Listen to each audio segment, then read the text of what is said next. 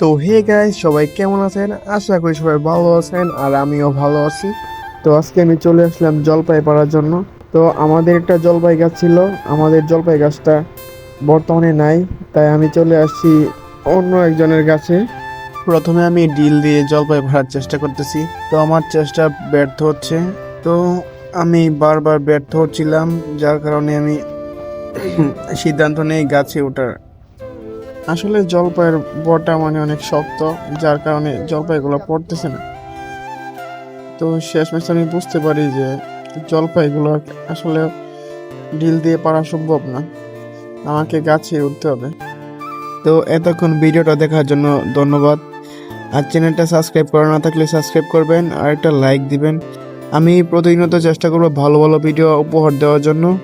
তো আমার পাশে থাকবেন, আশা করি আমি সামনে ভালো কিছু করতে পারবো। আমার সাথেই থাকেন।